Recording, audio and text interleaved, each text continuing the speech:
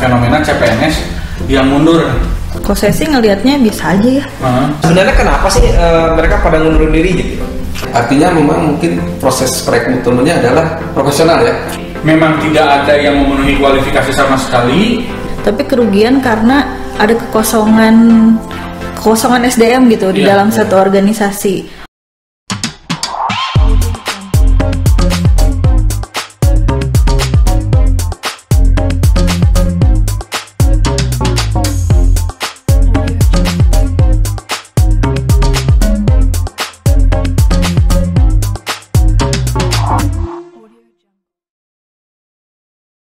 Sekarang kembali lagi di arahan ya, argumentasi masalah kebijakan. Hari ini kita akan ditemani oleh ada Isni, ada Mas Ruli, Tovan, dan saya sendiri dulu. Hari ini kita akan bahas masalah tentang fenomena CPNS yang mundur. Nah, CPNS mundur ini memang entah kenapa hari ini menjadi menarik di beberapa media, makanya banyak pemberitaan terkait masalah ini. Iya, lumayan viral sampai dibahas di beberapa media televisi. Cuman kan sebenarnya saya pengen tahu nih pendapat teman-teman sebenarnya dengan fenomena ini sebenarnya gimana sih? Kok saya sih ngelihatnya bisa aja ya. Soalnya kan itu orang nggak jadi udah apply ke suatu ibaratnya perusahaan, terus dia nggak jadi ambil karena ada opportunity yang lebih baik. Menurut saya itu nggak apa-apa maksudnya. Lagian kan ini belum terikat kontrak apapun, kalau menurut saya ya. Tapi saya juga nggak tahu ini prosesnya udah sejauh mana gitu. Mungkin memang ada kerugian-kerugian yang ditanggung oleh negara, terutama pada penyelenggaraan rekrutmennya ya. Dan mungkin juga memperhatikan, kalau orang sini kan suka memperhatikan kayak yang sayang banget soalnya ada rezeki orang lain di dalam sana gitu. Iya sebenarnya. Iya. Rezeki dia berarti dia kalau lu harusnya gitu. Iya, atau mungkin dia punya dapat rezeki yang lebih baik lagi di tempat lain. Maksudnya itu menurut saya jadi sah-sah aja sih ketika ada orang yang mengambil opportunity yang lebih baik gitu untuk dirinya. Ya kalau saya sih dari sisi pemerintah nih ya, mungkin bagus juga ya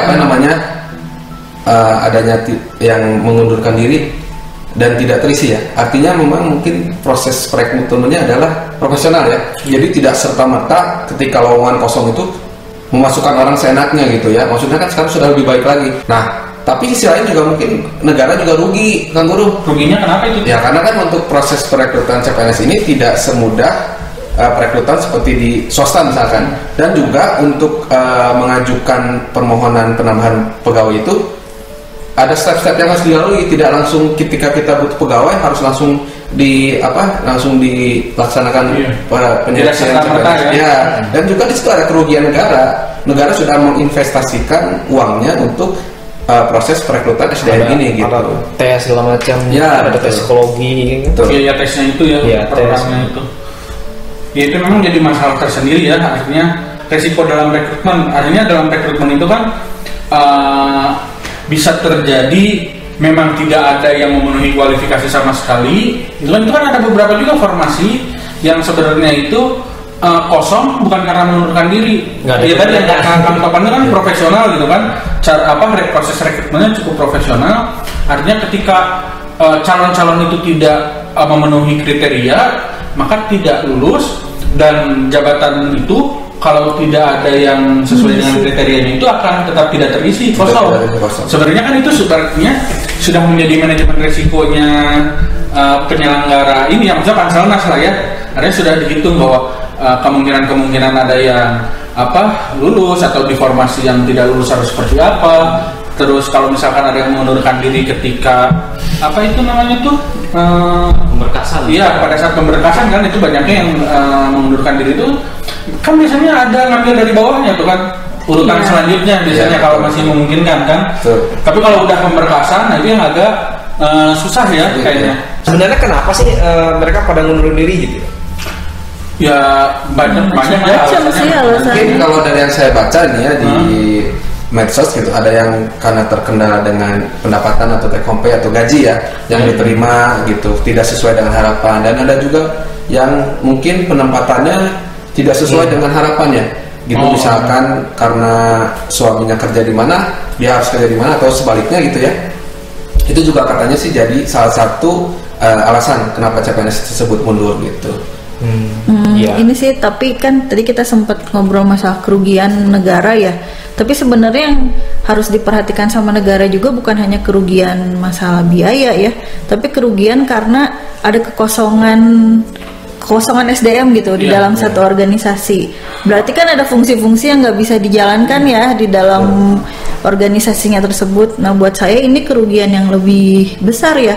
Soalnya kan harus nunggu tahun depan lagi atau harus tahun selanjutnya. Dan tidak tiap tahun ada ya Pak Guru ya? Iya, tidak tiap tahun ada, dan bisa jadi ini masalahnya bukan hanya di orang calon CPNS-nya, tapi bisa jadi masalahnya juga ada di dalam. Kenapa CPNS ini menjadi tidak menarik gitu buat mereka gitu, seperti itu. Itu menarik kalau memang mereka tidak menarik. Jadi menarik atau nggak menarik? Kenapa? Iya.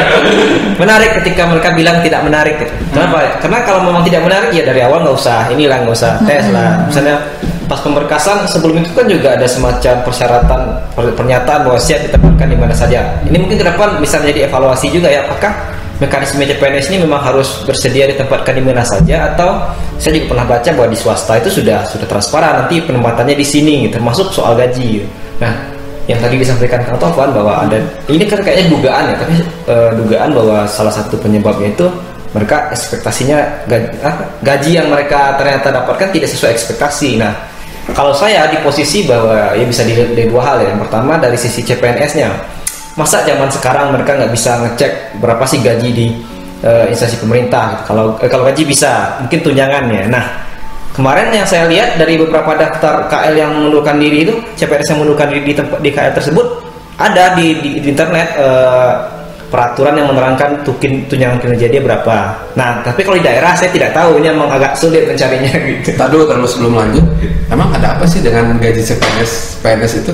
Katanya sih kecil ya, ada yang menganggap itu kecil gitu kan. Kampanye itu yang mana nih yang kecil nih? Yang mana dulu? Nah, itu dia jadi pertanyaannya. Mungkin ini juga jadi bahan bahasan kita ya. Nanti apa gaji CPNS itu kenapa ada yang bilang kecil, ada yang bilang besar, bahkan ada yang bilang kerja di satu instansi ini dibanding sama instansi sebelahnya itu bisa berkali-kali lipat gitu, penghasilannya gitu. Nah, itu kan juga fenomena ya, maksudnya mungkin mereka bisa ngekos berdua di sebelahan itu, tapi karena kerjanya beda gitu ya, instansinya beda, jadi pendapatannya juga beda. Jalannya juga beda. Iya, jalannya juga beda, yang satu Starbucks, yang satu Starling gitu. Maksudnya gini, jadi kan jadi bahan pertanyaan juga, apakah dengan pendapatan yang berkali-kali lipat seperti itu kinerjanya juga berkali-kali lipat? Contoh misalkan yang satu gaji 5 juta, yang satu 20 juta. Apakah yang 20 juta itu 4 kali? Take-home-nya mungkin ya? Take-home-nya belum tentu. Iya, makanya itu kan jadi pertanyaan juga gitu. Iya. Sebenarnya kan kalau masalah gaji itu kan sebenarnya udah ada ya peraturannya ya, itu PP-nya ya. Cuman memang ada beberapa kendala bagi masyarakat awam ketika apa saja sih yang mereka dapat sebenarnya mah. Walaupun memang secara peraturan itu ada, kita bisa akses. Apakah kita, kalau misalkan saya sebagai masyarakat awam gitu kan, apakah kita akan ngerti kalau mau ngambil peraturan-peraturannya kejadian gitu kan?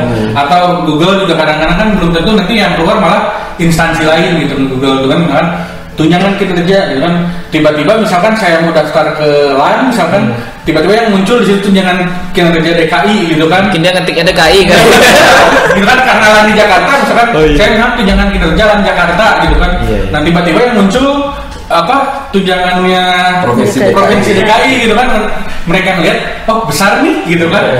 Atau juga kalau yang memang sudah tahu yang penting dapat kerja pasti dia akan terus lanjut gitu kan. Emang di DKI besar ya? Yang kita mancing. Ya ini kan sebenarnya nanti terkait masalah ini juga kan harus ada diatur ya sebenarnya, walaupun memang itu dikembalikan kepada kemampuan daerahnya masing-masing ya, tapi memang harus ada pengaturan. Kemarin sih sebenarnya Kemendagri sudah melakukan proses pengaturan itu, dan harus transparan juga mungkin ya maksudnya transparan di sini itu lebih ke informasi itu lebih jelas ke masyarakat. Ini juga ada peran media sebenarnya. Jadi kan kalau di media misalkan muncul, wah gaji PNS atau tunjangan PNS 20 juta gitu kan. Padahal padahal kan itu bisa jadi untuk pimpinan gitu kan, pejabat. Sementara yang baru masuk itu tidak sampai segitu. Nah ini yang mungkin tidak terinformasikan dengan clear gitu kan, atau misalkan media itu memunculkannya dari instansi yang yang memang tunjangannya besar gitu kan, berbeda dengan instansi lainnya kan. Memang ada gradasinya ya gitu tuh kan. Nah ini juga sebenarnya tidak perlu, bukan masalah tanah-tanah sih, perlu sedikit dijelaskan saja mungkin ke masyarakat bahwa tunjangan setiap instansi itu berbeda-beda. Silahkan bisa dilihat di masing-masing instansinya. Jadi kan makanya di awal itu ada penjelasan-penjelasan seperti itu, dan ini juga butuh bantuan media karena kan jangan sampai masyarakat itu salah kaprah atau salah mengerti gitu kan dengan kebijakan, padahal kebijakannya udah jelas gitu kan, berapa tunjangannya, berapa ini di instansi mana gitu kan. Nah itu sih sebenarnya. Nah kalau untuk masalah penempatan emang gimana sih penempatan di CPNS itu? Ya jadi persoalan penempatan ini pasti beda-beda ya setiap instansi ini. Misalkan kalau kita daftar di Bandung nih, kalau Pemda gitu kan pasti ditempatin di Bandung gitu kan, kota Bandung. Nggak mungkin kita pindah ke Garut kan. Nah tapi kalau instansi pusat gitu kan, ini juga ada macam-macam tipenya. Jadi ada beberapa instansi pusat yang sudah langsung milih gitu. Iya betul, ngebagi misalkan LAN kayak LAN kan, ditempatkan di LAN Aceh atau di LAN Samarinda atau di LAN Bandung. CPNS di sini bisa milih tuh di mana. Oh jadi dari formasi itu sudah disebutkan ya penempatannya gitu ya. Ya misalkan analis kebijakan di Puslatbang PKSN Bandung gitu kan. Nah itu udah disebutkan. Cuma di Bandung Pak. Iya kan saya. Oh di Jatinangor lebih tepatnya. Sumedang sih. Jalan ya di Bandung. Ya betul. Nah itu terus yang kedua itu ada beberapa instansi yang memang baru disampaikan penempatan itu, ada yang saat pemberkasan, ada yang setelah pemberkasan. Nah ini yang kadang-kadang jadi persoalan juga sih sebenarnya man. Jadi kan misalkan informasinya itu misalkan analis kebijakan gitu kan, atau ide suara atau asesor gitu kan, tapi tidak diberitahukan di mana-mananya. Jadi instansi itu butuh asesor 20 gitu kan, butuh BI 20, dia daftar aja. Nah ternyata setelah daftar masuk pemberkasan ada yang diberitahukan bahwa ini nanti teman-teman bisa jadi ditempatkan di seluruh Indonesia. Nah tapi kan harusnya mah PNS itu gimana ya? Siapa aja. Kita namanya juga abdi negara. Ya mungkin bilangnya loyalitas segala macam ya. Tapi kan kalau saya sih kayaknya di posisi ya kamu kan yang dari Padang gitu kan ke sini gitu kan, dari Agam gimana? Saya dulu dari awal udah milih, kelihatan oh ini pilihan di Bandung gitu. Enggak, kalau yang soal tadi sepertinya menarik juga ke depan dicoba bahwa dari awal dibilang bahwa penempatannya di sini gitu. Nah nanti mungkin disesuaikan dengan yang kan harus ada timbal balik lah. Misalnya dia ditempatkan di daerah yang terisolir segala macam, harus ada ini juga dong, apa namanya itu, kompensasi atau apalah gitu. Jangan disamaratakan juga gitu. Mungkin konsekuensi salah satu strateginya itu supaya ketika dia mengundurkan diri, kita jadi ada alasan untuk ya mungkin sekarang ada dibicarakan soal sanksi dan segala macam gitu kan, apakah perlu diberi sanksi. Benar tadi ini kan manajemen risiko, tetapi kan harus ada tindak lanjut ke depannya gimana gitu. Transparansi penempatan juga sebenarnya bagus ya, terutama untuk mendorong putra-putri daerah yang menjadi tempat penempatan untuk mengapply CPNS. Begitu sih jadinya nggak didominasi sama misalnya orang-orang yang dari Jawa gitu untuk penempatan Sulawesi gitu. Misalnya orang Padang ke Jawa gitu. Untuk penempatan jadi selain juga pemerataan ya, maksud saya pemerataan kesejahteraan, karena yang jadi PNS itu adalah orang-orang sekitar juga ya, jadinya kan mereka jadi lebih dekat sama tempat kerja. Kontribusi buat iya betul gitu. Makanya sih bagus sih kalau penempatan. Gimana kalau kayak zonasi sekolah gitu, mau masuk sekolah dikasih zonasi gitu? Ya ada sih, kayak misalkan KPU contohnya gitu kan, dia zonasi misalkan Sulawesi, Kalimantan, Jawa, jadi pilih dia tuh. Nanti orang itu tuh udah tahu ditempatkan di wilayah Kalimantan atau di wilayah Sulawesi. Tapi kalau zonasi berarti dia terbatas, hanya boleh di daerah yang zona dia saja berarti kan? Kalau saya mending dibuka aja supaya kan Indonesia nih, jadi supaya ada terjadi inilah. Mungkin ini tuh lebih ribetnya pada saat input ini apa namanya tuh kalau gitu kan. Cuman yang baru diapresiasi Kemendikbud sih. Kemendikbud itu kan detail gitu kan sampai penempatan SMP-nya aja. SMP ini. Itu mungkin bisa jadi contoh. Jadi bisa menempatkan tuh sesuai, jadi orang tuh bisa milih saya akan di sana gitu kan. Itu ya memang kalau untuk menyangkut masalah pribadi panjang ya bahasnya. Tapi tadi saya dengar dari Mas Luli dan Isni, untuk mengatasi ini mungkin kita harus yang pertama transparansi masalah pendapatan PNS ya, terus juga masalah penempatan ya. Jadi dari awal mungkin jadi contoh itu Kemendikbud sudah semuanya di detail sekali gitu. Nah mungkin kalau untuk dari sisi pemerintahnya mungkin saya punya sedikit usulan gitu. Mungkin mekanismenya diperbaiki, mungkin ditambahkan gitu ya. Jadi yang mempersempit kemungkinan CPNS mundur gitu. Ya kan nggak mungkin lah 100% lah, saya yakin lah nggak mungkin 100% diterima dan tidak ada yang mundur gitu. Mungkin dengan cara misalkan nih CPNS yang mundur akan di blacklist mungkin selamanya mungkin, jadi nggak bisa lagi ngajuin CPNS mungkin seperti itu kan. Mungkin sekarang udah ya, tapi yang kedua mungkin supaya ketika mungkin mirip-mirip dengan di swasta Pak Guru. Jadi misalkan kita udah mau ngelamar nih, udah tahap misalkan kalau CPNS kan seleksi kompetensi dasar, seleksi kompetensi bidang. Nah, ketika udah kompetensi bidang itu sudah 3 orang dari satu formasi. Nah, itu langsung dikumpulkan berkasnya gitu. Jadi supaya pemerintah juga punya pegangan gitu. Berkas asli supaya ya bukan ditahan sebenarnya kan. Sebenarnya kita tidak ada berniat menahan, tapi mereka yang mendaftar ke kita kan gitu. Misalkan seperti itu sudut pandangnya gitu. Jadi supaya CPNS itu terikat dengan apa yang dia pilih gitu kan. Sebenarnya kan dia yang pilih kan, tidak ada pemerintah memaksa seperti itu mungkin. Kalau kayak gitu sih memang akan berkaitan dengan hak asasi manusia juga ya kan, dia nanti jadi nggak bisa daftar kemana-mana lagi gitu kan. Kalau di ban seumur hidup gitu. Karena ini konsekuensi lainnya misalnya ada kerugian tuh sih. Kalau nggak ada rugi sih mangga aja sih. Kalau kata saya mah bukan kerugian negara ya, itu kan memang biaya yang harus dikeluarkan negara untuk merekrut SDM. Kalau mau sih kayak gini, kita kan daftar itu kan pakai akun nih sekarang tuh pakai NIK tuh kan, nomor kependudukan. Artinya itu aja sih sebenarnya yang bisa jadi kunci. Jadi pertama dia tidak bisa akses untuk daftar PNS. Itu kan berapa lama gitu kan, jangan seumur hidup juga gitu kan, misalkan setahun atau 2 tahun. Kalau misalkan 3 tahun juga kalau umurnya udah dekat ya itu mah ya kalau udah dekat ke 34 itu resiko salah sendiri gitu kan. Ketika udah masuk kenapa nggak ini, itu juga bisa misalkan bukan hanya untuk daftar PNS saja. Sekarang kan daftar BUMN itu kan terintegrasi juga tuh. Jadi bisa jadi sinik itu juga bisa jadi hukuman untuk itu juga. Artinya dalam waktu 1 tahun dia tidak bisa mendaftar baik di BUMN ataupun di BUMD mungkin. Ya misal BUMN, BUMD ataupun di instansi pemerintah. Artinya dia cari di swasta lah gitu kan. Gak bisa jadi restoran misalnya. Enggak, itu mah terlalu sadis, jangan. Nanti pendapatan per kapita kita menurun. Nah, ya artinya gitu. Itu maksudnya hukuman itu lebih ke situ gitu kan. Karena kalaupun penalti juga memang agak susah eksekusinya sih di beberapa kesempatan juga ketika kita pengen eksekusi misalkan dengan ditahan ijazahnya, dia kan juga nggak bisa kerja di mana-mana kalau ijazah pengangguran meningkat, pusing lagi pemerintah kan. Mungkin malah jadi masalah atau mengikat calon pegawai tersebut supaya sesuai dengan pilihan dia kan, itu juga sebenarnya pilihan dia.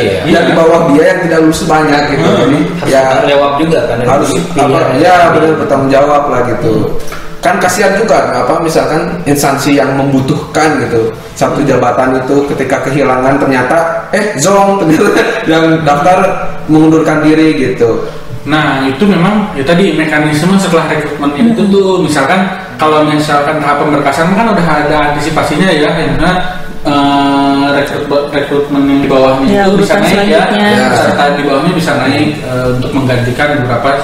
Nah ini juga persoalan itu muncul lagi ketika misalkan sesudah pemberkasan nih, tadi kan kalau misalkan sebelum pemberkasan dia kan pasti masalah gaji dan lain-lain gitu kan yang menjadi pertimbangan. Tapi kan setelah pemberkasan itu kan dia masuk ke zona selanjutnya nih, sebelum latsar atau pelatihan dasar kan pasti ada waktu dulu tuh dia mengenali suasana di kantornya. Orientasi lah ya, masa orientasi. Dan di situ kan ada pada saat di situ dia mengenali situasi kantornya, masalah penempatan juga mulai ada masalah penempatan. Artinya ada juga nih CPNS yang mundur setelah pemberkasan. Nah ini juga kalau bisa sih ada antisipasinya juga sih. Artinya gini, si rekrutmen yang di bawah ini tuh selama dia belum diangkat jadi PNS itu masih dibuka gitu opsinya dari passing grade yang di bawahnya. Itu orang-orang di bawahnya, artinya walaupun dia udah masuk kan ada juga kan udah masuk di CPNS terus dia mundur karena misalkan apakah dia tidak sesuai tapi sebelum latsar bisa sebelum atau sebelum mengangkat sumpah jabatan jadi PNS. Jadi kalaupun latsar dia udah mundur juga ya, nah itu baru dia harus ganti biaya latsarnya ya karena ada training gitu mekanisme kayak gitu. Tapi sebelum dia diangkat jadi PNS jadi dia punya list itu bisa dipakai gitu. Yang penting yang passing grade. Yang passing grade di bawahnya itu kan suka banyak ada beberapa yang lulus gitu kan sebenarnya. Nah selama dia CPNS dia misalkan mundur, nanti bisa diganti gitu. Tapi pernah loh ada fenomena banyak pelamar-pelamar CPNS itu gak masuk passing grade. Pernah ada fenomena ini, pernah dengar ya sih? Iya yang kosong. Nah jadi banyak jabatan-jabatan yang kosong. Sebenarnya itu juga jadi perhatian sih. Iya. Maksudnya kan itu jadi manajemen resikonya itu ya. Jadi bukan hanya manajemen resiko bagi instansi pemerintah, tapi jadi perhatian kita semua. Berarti kan tidak ada SDM yang bisa mengisi jabatan itu. Atau jabatannya tidak menarik mungkin. Mungkin standarnya yang kurang tinggi sesuai ya. Mungkin sama kayak tadi, lebih tidak paham aja sih jabatannya apa. Juga ada beberapa kan yang seperti itu yang penting daftar. Nah itu sebenarnya diantisipasinya dengan cara kedua kalau kata saya. Jadi kan kalau misalkan tadi pada saat pemberkasan mundur itu ganti sama di bawahnya, peringkat di bawahnya. Ketika dia sudah menjalani sebagai CPNS, artinya mungkin Kemenpan bisa mempertimbangkan yang di bawahnya itu cadangan itu bisa kayak waiting list nih. Kalau ini misalkan bermasalah ataupun misalkan kan sebelum bisa jadi lulus latsar juga kan, jadi seolah-olah kita akan lulus latsar terus gitu kan yang CPNS itu kan bisa jadi dia nggak lulus kan artinya tidak bisa lanjut kan. Nah ini bisa digantikan oleh peringkat yang di bawahnya itu gitu. Pada saat CPNS itu bisa dipanggil lagi, jadi kita pun jadi leluasa, jadi si instansi ini juga tidak merasa dipaksa untuk menerima yang sudah ada, karena ada beberapa kejadian ini CPNS kok ngeyel atau gimana kan gitu kan selama sebulan atau kinerjanya kurang bagus kan, itu jadi selama masih dalam tahap CPNS kan tahap uji coba ya, jadi bisa dicoret gitu kan, atau dia mundurkan diri. Nah ini peringkat saja biar nggak usah kita pusing-pusing lagi rekrutmen, peringkat di bawahnya naik masuk ada stop lah gitu ya. Di waiting list. Ya benar tadi yang kata Agus ini memang itu udah dilakukan sebenarnya yang pertama ya, yang ketika tidak ada yang tidak lulus, itu Kemenpan udah ini ya. Bahkan tidak hanya naik, kadang ada juga yang misalkan dia melamar di instansi A, dia lulusnya diterimanya di instansi yang lain untuk mengisi kekosongan tersebut gitu. Iya, dengan jabatan yang sama. Nah, mungkin juga kita kalau yang katakan buruh tadi bagus ya, maksudnya supaya jadi jangan artinya dia pemenang mutlak gitu. Ketika dia lolos, jadi tidak ada yang dapat menggantikannya gitu. Nah, mungkin kita juga harus ini supaya gimana caranya supaya hal tersebut tidak disalahgunakan atau dimaladministrasi.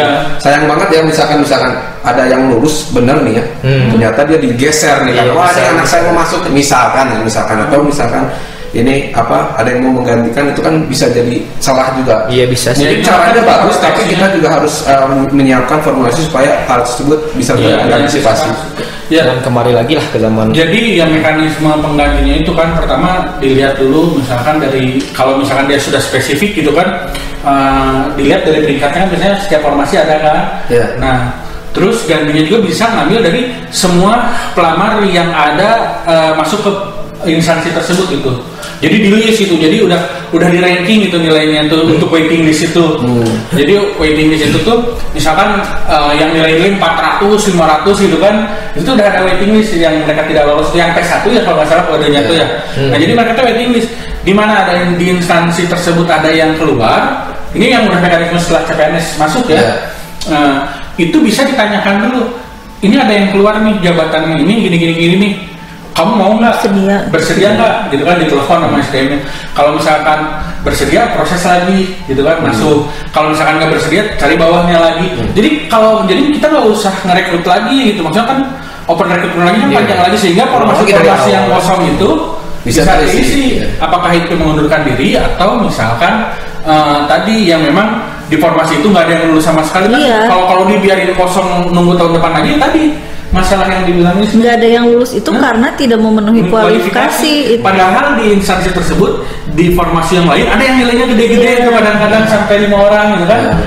Itu nomor 2, 3, 4 kan sayang juga kan kalau nggak masuk. Nah itu tuh kalau misalnya jadi database untuk instansi tersebut gitu, diurut lagi gitu kan, dari nilai paling besar sampai ke yang paling kecil tanpa melihat jabatannya gitu, di situ. Tapi tetap memperhatikan kompetensi berarti kan. Iya, sesuai dengan dia mendekati lah gitu. Iya, itu kan waiting list nanti kan dikira-kira gitu kan, dari SDM yang mana sih yang akan kita ini.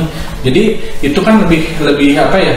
Satu, biaya yang dikeluarkan itu juga menjadi tidak sia-sia gitu kan dalam proses rekrutmen ini juga.